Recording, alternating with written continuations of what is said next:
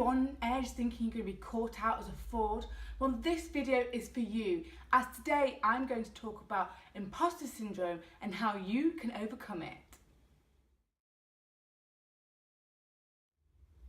Hey ladies, it's Sherelle, founder of PropelHer, a place for ambitious women to own their ambitions, aim higher and achieve unbelievable success. I love helping women to achieve more success in their life, but the truth is that it can be more difficult supporting women than it is men. And part of that is due to the way the women's brain works, and that is what today's video is all about. Now, if you haven't come across the phrase imposter syndrome before, it is basically where an individual has fear of being exposed as a fraud. This is partly due to the fact that they cannot appreciate their own skills, achievements and talents. It affects women at all levels, and I remember being really shocked when I read Lean In and hearing Sheryl Sandberg, who is the CEO of Facebook, talking about suffering from the imposter syndrome. So if you are now thinking, yes, I suffer from this, then first you know that you are not the only one. Sadly, there is a world full of women who feel just like you.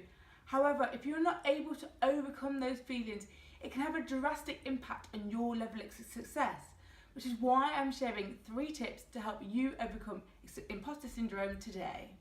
Firstly, you need to own your success. As part of this, you need to eradicate the word luck from your vocabulary. In the future, you will never say, I was lucky or it was luck, when really it was something you'd worked hard for. This is something I have definitely done in the past. I remember when I became a marketing manager at age 24, and that was really young in my industry. And I told everyone I was lucky because of the interview panel.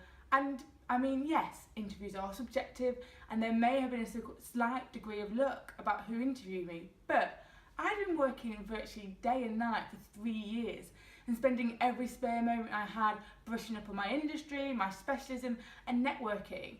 I had been saying for years I wanted to be a marketing manager by 25.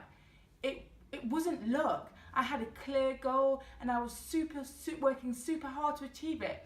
But still, the moment I got it, I couldn't appreciate that, and instead I had to say it was all about luck. Now, I know at first it might make you cringe, but you need to own everything you achieve. So the next time someone says, "Great job, Sarah," say thank you. You don't have to make it any more fancy than that.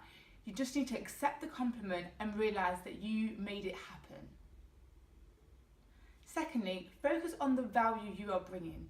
Imposter syndrome runs wild when women don't believe their skills are good enough. So a great way to keep it at bay is keeping a log of all the value you are providing. You can keep a journal or even like an email folder so that whenever you receive great feedback from others, you can file it away. The point is to have something where you can read when you're having one of those wobbly moments and you can reflect on all of the great things and all the value you have provided previously. And remember that you are absolutely capable and that no one's going to find you out because there's nothing to find out. And finally, you need to act before you're ready. The reason why imposter syndrome is so dangerous to women's professional success is it makes their progression slower. There is a scary statistic that says men apply for a job when they meet only 60% of the qualifications, but women only apply when they meet 100% of them. In short, this means that women wait to be 100% ready before applying for a new role. And you can argue starting a business too. Can you see how damaging that is? To achieve more professional success, you need to be constantly stretching yourself, and that means putting yourself outside of your comfort zone and your current skill set. So you need to be able to grow into a new role and gain new skills. That is why life is all about continual learning and development. So, next time you feel yourself holding yourself back because you are not ready, take a moment to really think, am I holding myself back unnecessarily? If in doubt, go for it. In most cases, it's better to fail fast and move on than stay in the same place forever. That is my top 3 tips for overcoming imposter syndrome.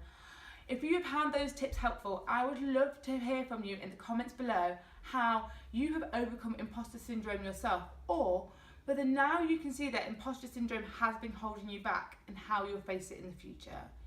If you have enjoyed this video, then please subscribe for more PropelHer goodness to create the success you dream of.